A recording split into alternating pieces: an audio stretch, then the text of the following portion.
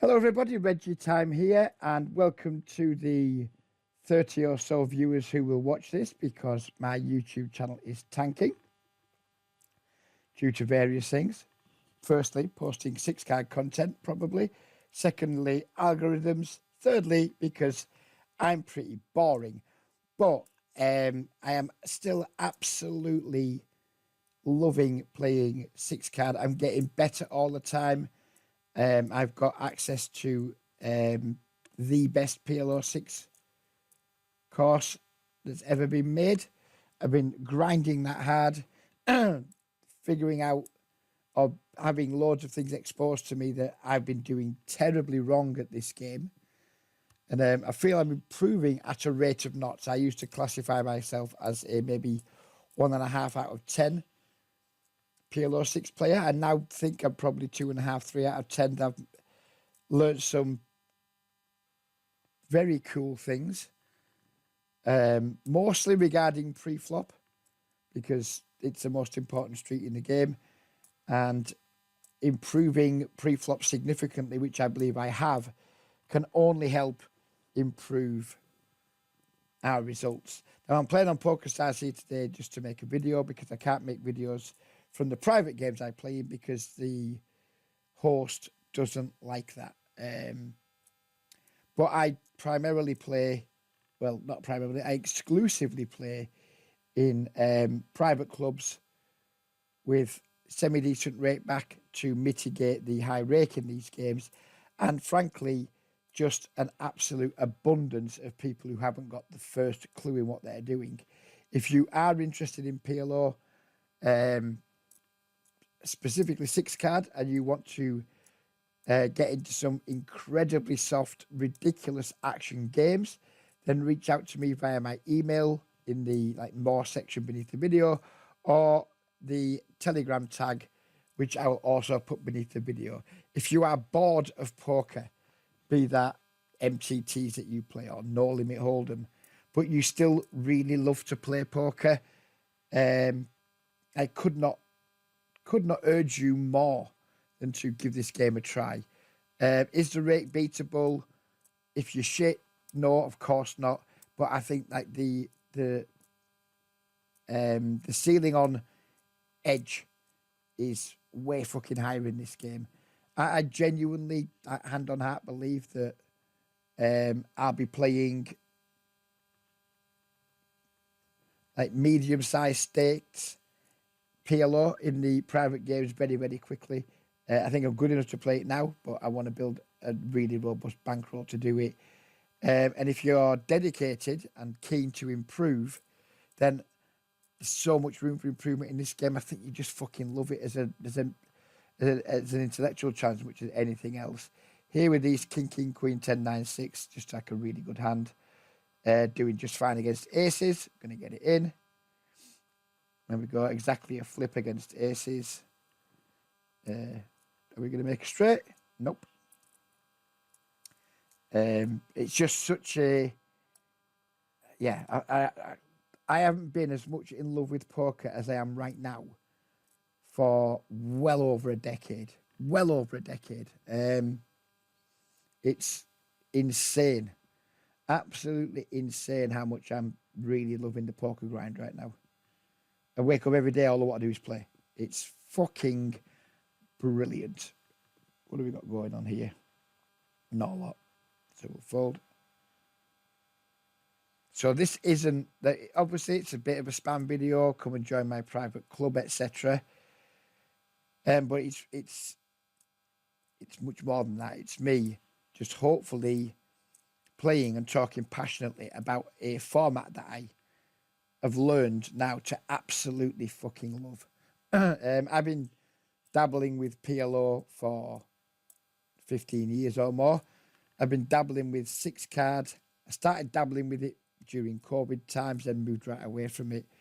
And now I'm just like massively back into it. Like 95% of my volume is now on the six card streets. And my results to date have been mediocre. But I've been like a really terrible player with no real basic understanding of the fundamentals of the game. And I've massively improved that over the last week or so. And And I think I'm ready to take a really big step forward. Ace, king, king, jack, 10, 8. I think in position, deep, we're just going to call this hand. You could definitely make a case for 4-betting it. Ace, king, king, ace, king, jack, jack, 10, 8, triple suited is really strong. We flop top 2 pairs here. We're just going to run it. I mean, we're in bad shape against sets, but we block both the top sets. Yeah, I think we just run this now with our gut shot, top 2 pair, blocking sets, etc. I mean, when we get it in, we're not going to be like a massive equity favourite. That's not what I'm expecting.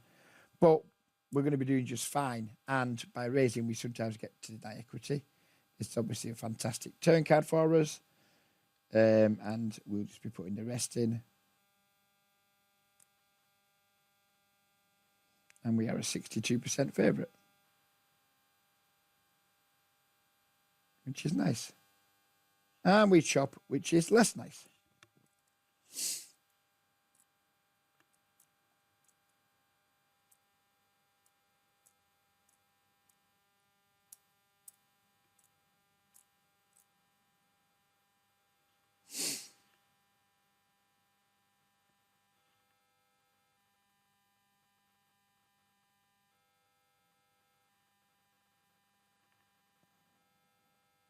You'll see like quite a marked difference between my stats in this video and my last video. If I made one with stats last video, this is pretty poor, but this is a bad player. Our hand isn't great. It does have some connectivity.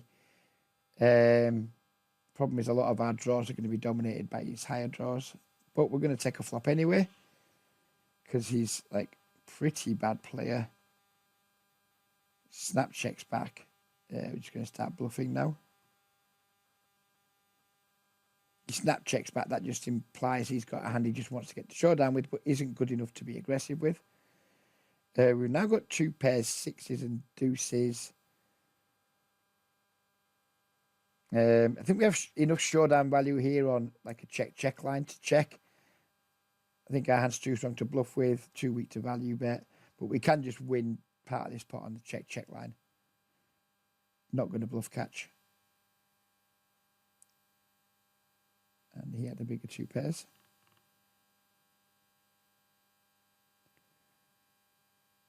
With a pretty bad hand to open with. But the more I've learned about this game, like studying the mastermind course, the easier it is to identify like how I'll explain that in a minute. 3-bet this hand. The easier it is to identify people significantly misplaying hands and then like get into their heads more. I mean, this is now pretty uncomfortable, but we have pretty nice run down hand. We're out of position. Just want to realise my equity. We know we're behind to a bigger pair. But I don't want to like just call and then like massively under realize post flop. Yeah, you could see we were a 42% underdog, which was not ideal, but I'd rather take a line that realizes our equity in full than call and then just play a post-flop guessing game constantly. I mean, as it happens, if we could just have called that pre-flop as well, I guess, but versus this play, I'm happy to 3-bet.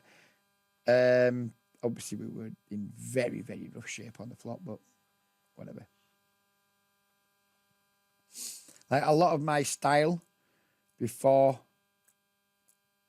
like doing a lot of the course, was essentially and probably subconsciously super risk averse, like super nut pedally, and that cannot be the approach to this game.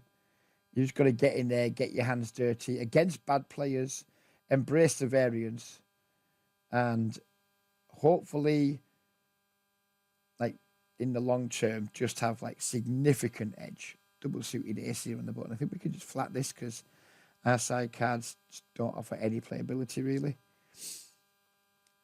This dude is just fucking on one. In position, we're just going to call with our triple suited hand. It's a pretty nice hand, but like not fantastic connectivity, but clearly against a player like this, we're going to want to see some flops.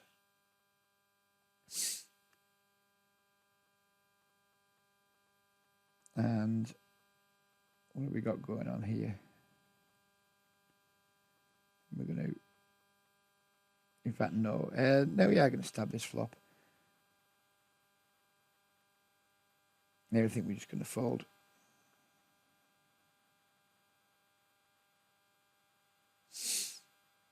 Here we have a crystal clear raise, and if this guy 3-bets, we have a fist pump shove. Oh, 4-bet.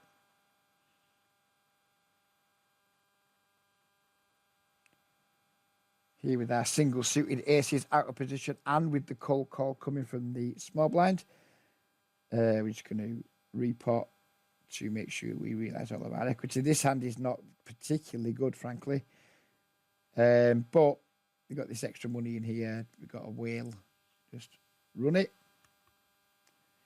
King 10, 9, 8, 7, 4. Really nice connectivity. Call. And obviously on this flop, really dry. There's loads of ways we can be beat, of course, by sets, by random 2 pairs, but we're just in.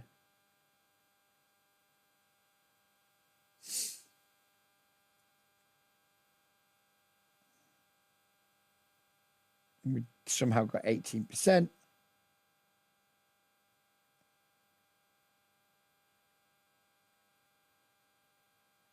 And down to 0%.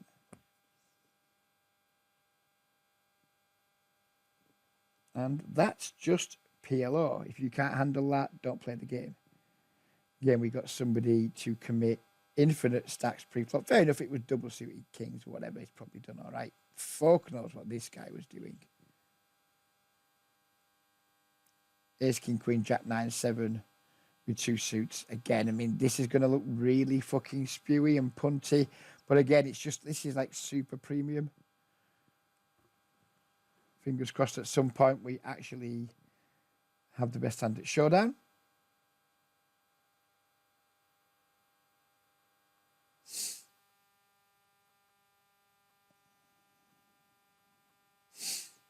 Again, we're running to aces. Again, we're a small underdog, but whatever. Flop a straight. And win.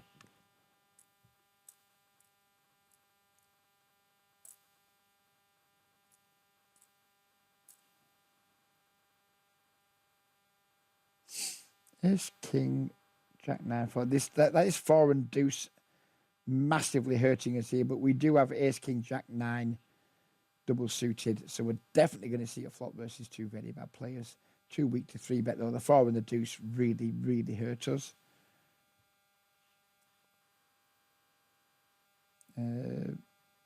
Versus 60% pot and call. Like top and bottom pair. Not a lot of fun to be had with this holding. I think versus these 2 bad players, this could be a mistake. I'm going to call and see one more. Maybe we should just fold now because we have no real redraw. So maybe that was a bad call on the flop. Like top and bottom pair, no redraw. It's just not going to be able to retain and achieve like equity realization. Maybe just fold the flop. Definitely just fold now.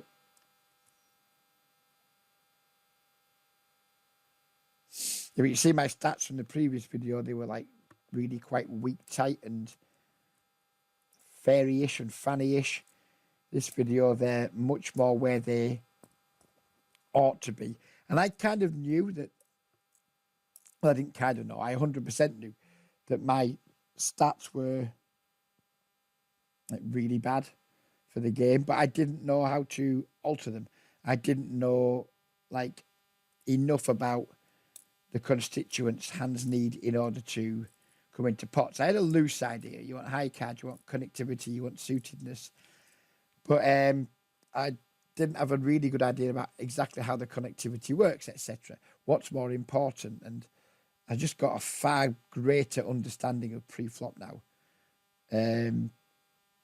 which I think is really useful. Is Queen, Jack, 10, 7, 4. Again, it's just like a really well-connected hand. It's double suit. We don't love having the 7 of clubs. Can we just have a cold call here? This guy opens really wide ranges. No, again, I just want to realise here. Again, we've probably got somewhere around 30-odd% multi-way. If we can knock one of these players out of the pot and get heads up, then we'll increase our equity. King, king, king. 10, 7, 6. Bad hand. Here we could be in a world of trouble because we're in a lot of trouble against... Oh, no, we haven't. We've got trips. Ignore me. I thought we were going to be in a world of trouble against trips. We've actually got trips. So we're not in a world of trouble at all. Read the board, Reggie time. You fucking idiot. This is a monumentally shit hand.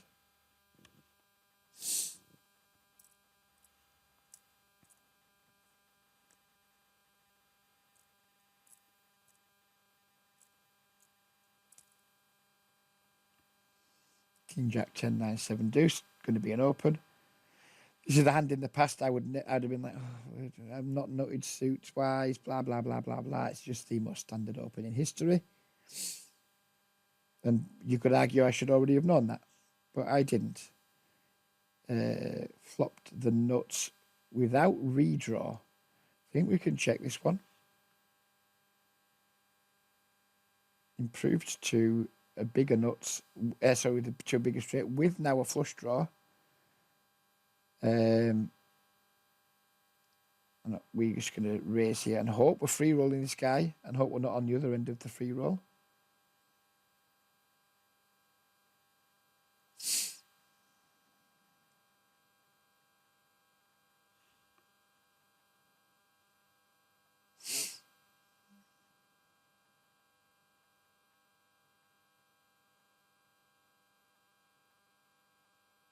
I mean, he's just got King Jack 2 here. We just have to hope that we're not in a truly disgusting reverse free roll situation. And we're not. Are we actually free rolling him? Is he free rolling us in any shape or form? Yeah, it's got the boats, hasn't he? Chop it up.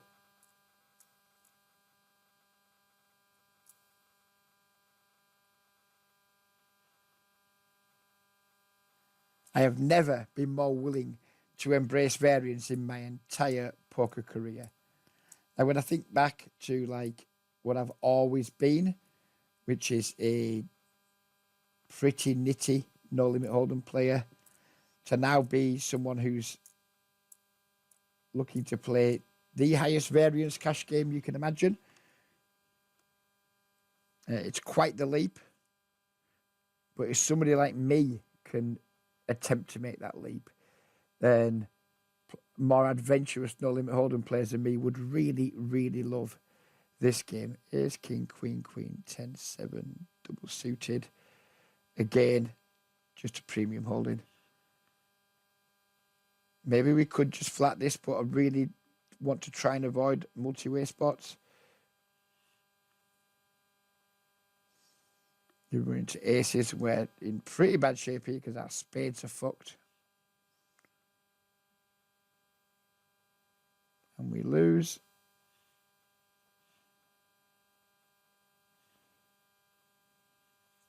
Well, equity realization is just like a massive, massive thing in this game.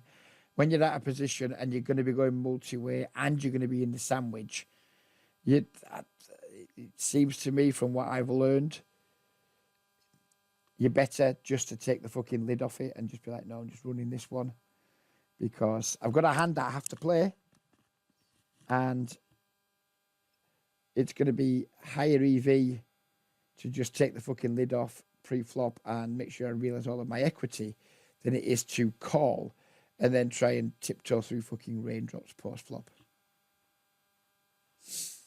Double suited kings here with this. I mean, This isn't a hand we want to 3-bet because our hand just completely lacks playability. Here we're just trying to smash a flop or get out. And instead we kind of half smash a flop. Our flush draw could very easily be dominated here if we end up all in. No, I need to be careful here. Because the best part of our hand is really our flush draw, and it's very easy for it to be dominated. Given the flop check through, I'm actually going to take a stab at this turn because I think nut flush draws would just bet with a very high frequency.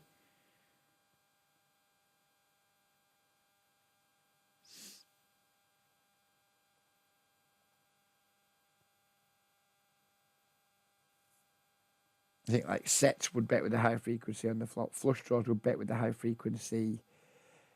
He didn't raise a turn, which makes me think he probably doesn't have Jack 10. Because I think Jack 10 would just raise the turn. We block bluffs. I genuinely don't know what to do here. Probably just bet and fold to a raise. Because he's just never ever going to raise without the nuts. But I think the nuts would just raise the turn a lot. Yep, he just did turn the nuts. Good for you.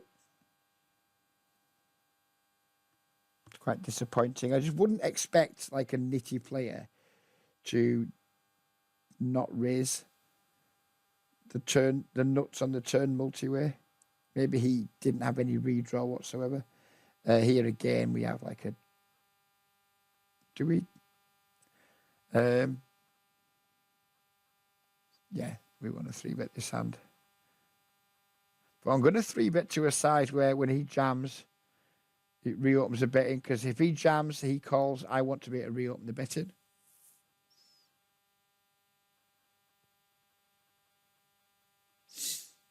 Perfect. This is going perfectly.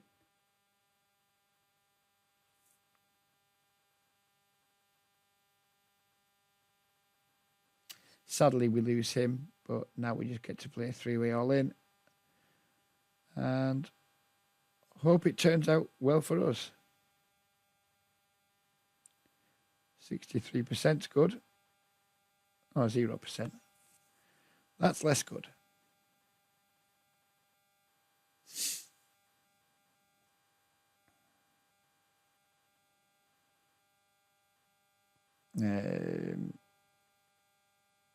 This guy is really aggressive. Here's King, Queen, 9. Nope. We just don't have enough hand to continue.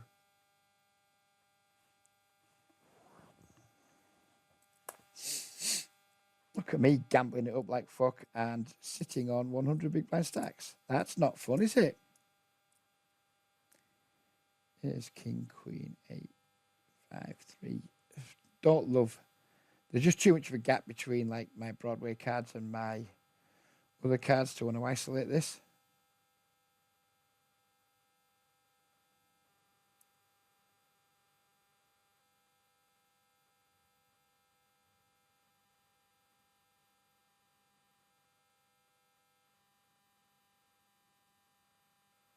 I do also now have this. I mean, this session's going to be looking like a disaster.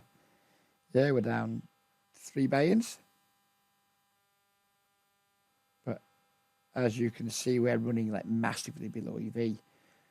I mean, -9 is not ideal, but we are actually running at -216.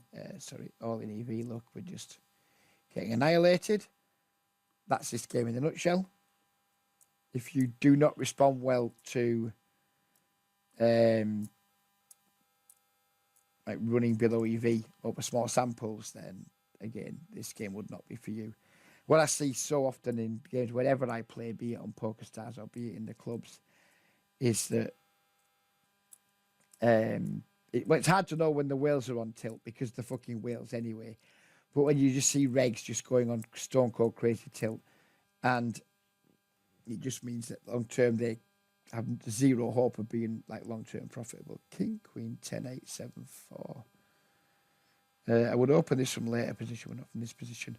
So you see players who like play solid, like 75% of the time, and then they'll just go fucking mental one day when things don't go their way, and they'll turn what should have been a 4 buy-in loss into a 15 buy-in loss or a 10 buy-in loss, and they just make it impossible for themselves to win. I think my mental game will hands down be one of my biggest attributes long term in this game. And I think if I tie in my mental game with my rampant desire to improve and like the general absurd softness of these games that will remain soft for years and years to come because they just attract some of the biggest degenerate gamblers. You put all that into the fucking cooking pot, and I think you just have an enormous recipe for success. The only fear I have is that is the rake beatable, because the rake is fucking enormous. It's like fucking 16, 15, 16, 17 big blinds, 100, which is why you need decent rate back deals. If you're in somewhere and you're getting like no rate back, then you're not going to, I don't think you're going to have a very fun time.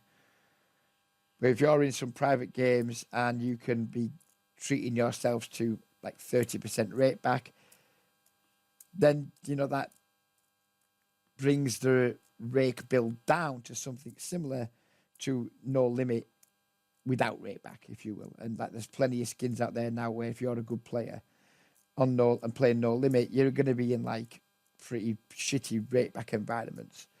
So I think you can get your overall rake down to maybe, with rate back, 10 bigs 100. And in these games, I think pre-rate back win rates of 25, 20 big blinds 100 are like ridiculously easily achievable. But rate back is going to be important. And again, if you're watching this and you want to play in private clubs where I can try and get you some reasonable rate back, do reach out to me via email or via Telegram. Do say that Reggie Time sent you, and I will try my hardest to negotiate a decent rate back deal for you, assuming that you are wanting to play PLO. If you want to go and play no limit, you'll just get the box standard rate back. If you want to come and play PLO and you want to grind it and play a lot of hands, and not just, I mean, if someone just wants to come along, throw 2 buy-ins on and piss about, there's no point getting you a good rate back deal because you're not going to play enough volume for it to be worth anything to you. But if somebody wants to come along and grind, then I will try my hardest to get you an above average rate back deal. As we 3-bet the double suited ace jack 10, super premium holding, the 6 and the 3, very unreasonable. So we now have an overpair. Like, because we're multi-way, our flush draw is just incredibly likely to be dominated. This was a heads up pot, I'd be willing to just go with this hand, with a gut shot, with a flush draw, with an overpair. Multi-way, I'm just way more likely to want to check fold it.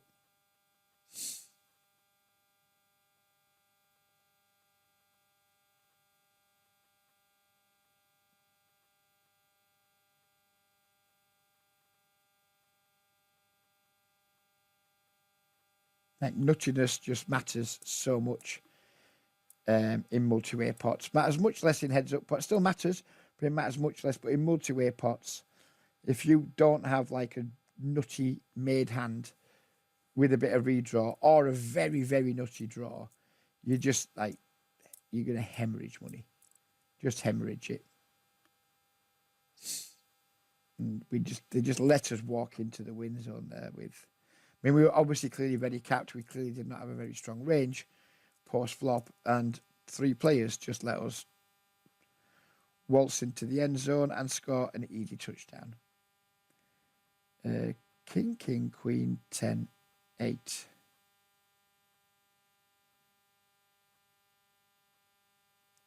Borderline ISO, or definitely ISO that hand if we were in position, but out of position. I'm less excited to ISO because we're just going to go, it's just going to go call a lot. Then we're going to be out of position in a multi-way bloated pot, which makes life a lot more difficult.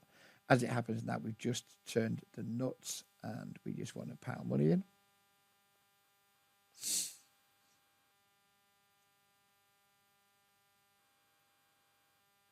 We continue to have the nuts. Just realised I've got 2 pots, whatever. We get called here, we're probably just going to chop, unfortunately. But we've got the nuts, so we're just going to bet. Because you never know. You might get called by all kinds of random shit because people are bad. Nope, just chop it up. But we do chop up this guy.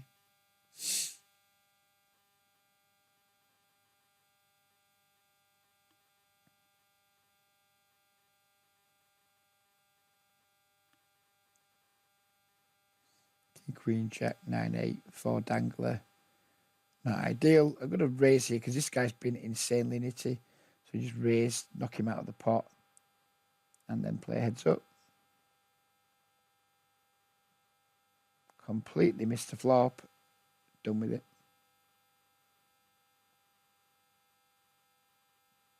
Not super excited to turn non-nut draws and a pair. Now we have a straight. So we are going to value bet and fold to a raise.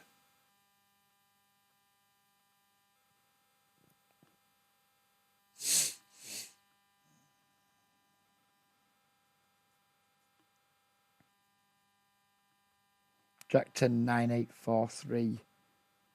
The Jack 10, 9, 8 component's really nice. This guy's just hyper aggro behind. He's just going to punish us too much for opening this hand or calling with it.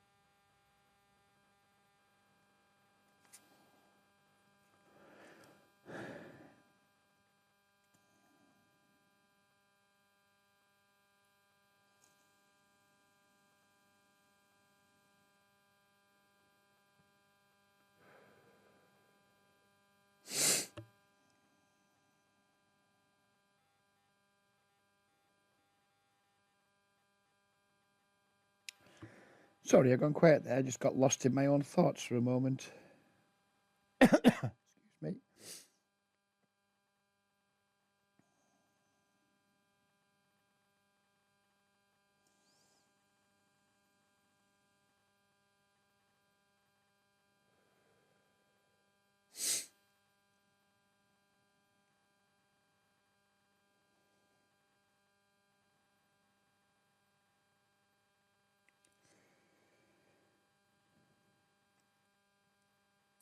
Getting dealt bottom of the deck isn't useful either when you're making a video, but whatever.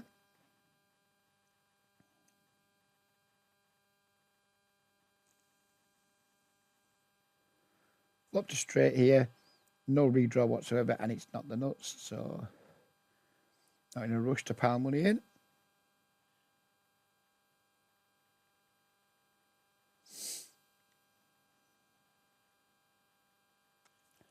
And now we probably just have a relatively dead hand. I'm not intending to put any money whatsoever in with.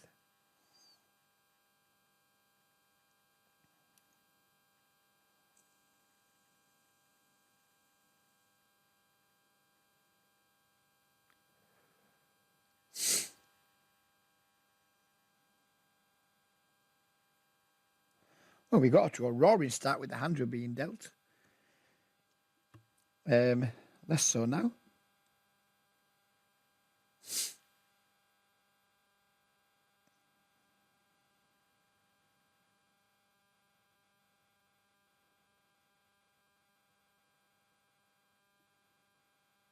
I remember when I first observed the PLO games in the private games and some of the biggest winning players, I looked at the way they played and I was like, you're just a lucky fish. You're not good. But I'm now very aware that a lot of this stuff they're doing is just very good. It looks spewy, it looks punty, but it's just very good. in the games. There was one player in particular, I'm not going to name check him, but he's won an awful lot of money. And I was convinced for the longest time I knew he was better than the players he was playing against, but I still thought he's just a spewy fucker who just isn't that good. I actually now think he's probably just very good.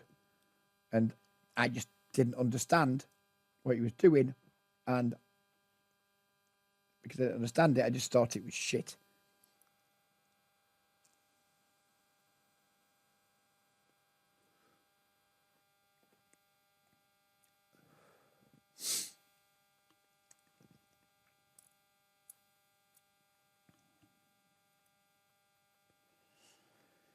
Getting bored of these bad hands are getting delivered though. Probably going to record for another 10 minutes. And then I'm off to chill.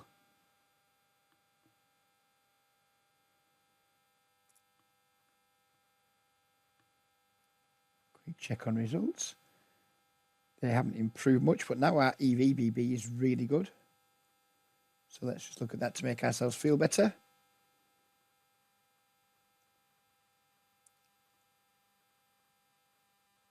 EVBB of 16 big blinds. You'd take that all day, wouldn't you? Jack 9866. I mean, this guy just 3-bets so wildly. But fuck it. We're making a video. We'll just ramp up the variance. We're going to open this and then we're always going to call versus the 3-bet. Less excited to do it now this really nitty player has inserted himself into the pot. Top pair here and only backdoor draws. Not in a rush to inflate the pot.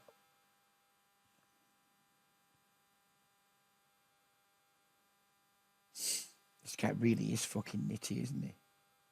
I mean, fuck me. It's even nitty by my standards. And I think I'll just pot this. Well, I was going to pot this river. Just to try and rep aces. Because I would play aces similarly to this some of the time. But now this nit's led out, we're just going to fold. Up here, top pair, weak over pair, no redraw, trivial fold.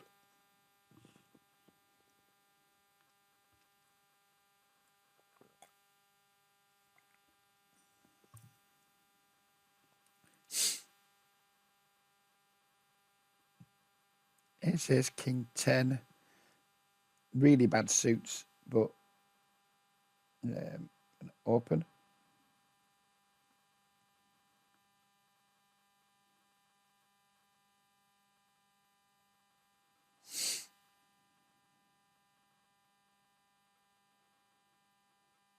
That's something you never see in private clubland. You never see a raise and take it pre. It just isn't a thing. As say you see a flop in like 95% of hands. He had double suited aces, but really bad side cards and having 4 diamonds is a big problem.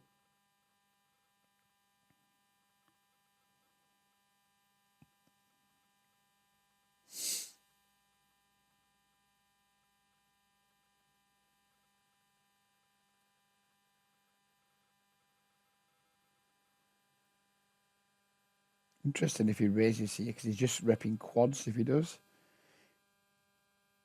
He calls and we win.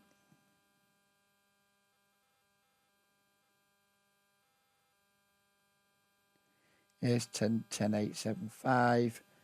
Definitely going to be a raise if it folds to us. And I think we're going to call if this guy opens. We're going to ISO if he limps.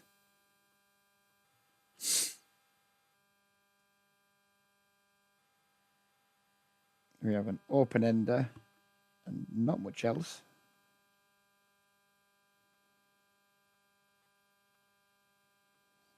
Our draw isn't strong enough to reopen and our made hand strength is really weak. So we're not going to bet.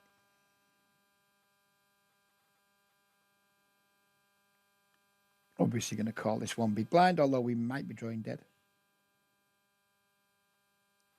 Versus bet and raise, even though it's tight. I mean, what the fuck is going on here?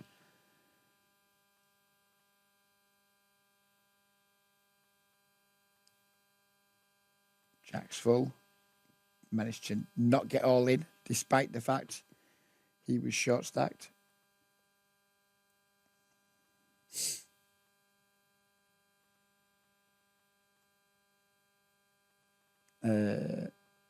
Easy 3-bet here. Trying to isolate, get heads up.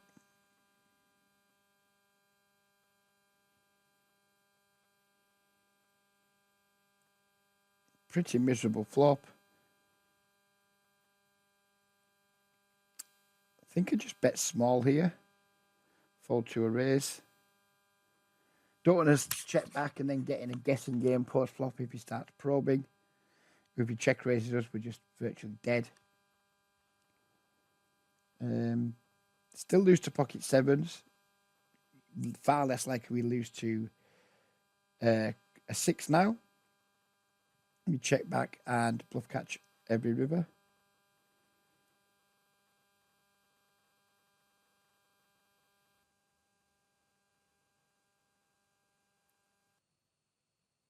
Chop it up.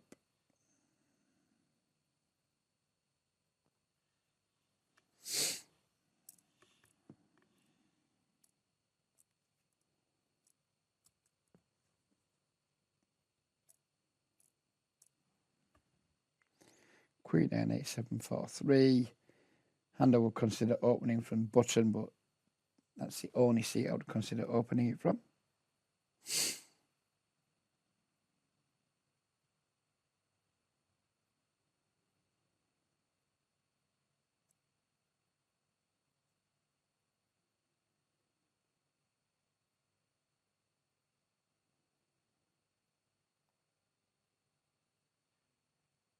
Flopping a double gut shot here with some backdoors.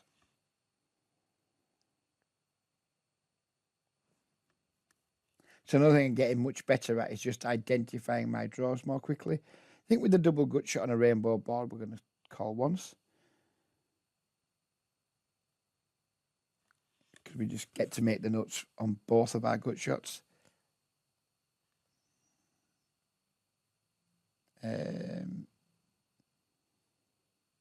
Not continuing now. Would have made trips or whatever. Probably wouldn't have been good.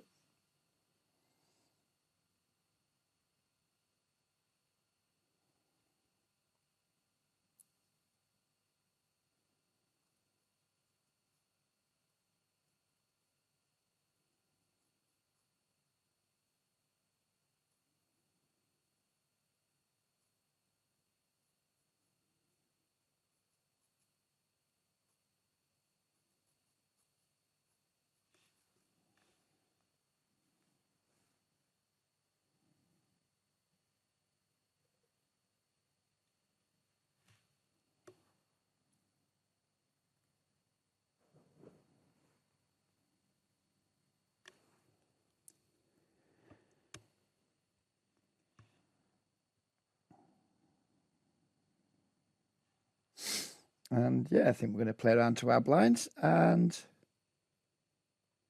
call that a session. Hopefully we get in one more spot before the end.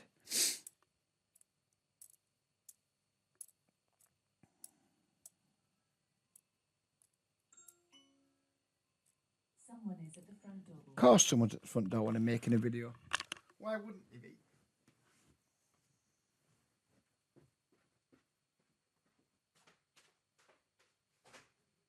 Hello mate, thanks a lot. Take care, bye-bye.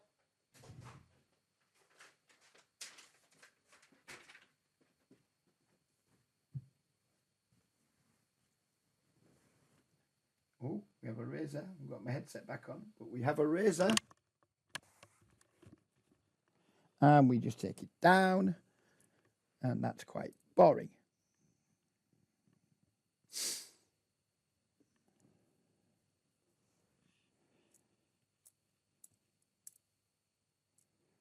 Straight flush.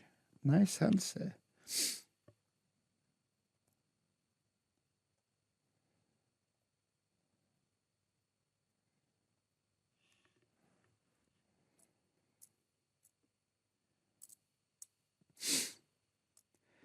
I used to hate having these types of players in in the games I'm playing, but now they're literally just empty chairs, and they're actually the easiest players to play against. And I was one of those players, not quite 17-11 or 13-0, but I was just so fucking easy to play against. I've no shame in that because I was learning a game and I had no real resources to learn from. This course that I've been given access to has been the biggest game changer for a long, long time. And you don't know what you don't know. That's the thing. You don't know what you don't know. So no point looking back with regret or shame. It's just all part of your journey, isn't it? And that's the way you've got to see it. I'd look back on much more shame if in 12 months' time I was still playing this game, not winning money, and not having tried very hard to improve. I'd look back there and be quite ashamed. But I'm not going to look back in shame for not knowing things I didn't know. Be ashamed of not trying to learn, but never be ashamed of the things you don't know because you just don't know them until you know them. Bad hand. So that's going to be the end of the video. Thanks for watching, everybody. Again, I'm not expecting tons of views on this. I'm just doing this like partly for shilling purposes, but mostly just I want to share how much I fucking love this game, and make a video with genuine passion. And I hope I've done that. Take care, everybody. Thanks for watching, and we'll see you on the next one. Bye bye for now.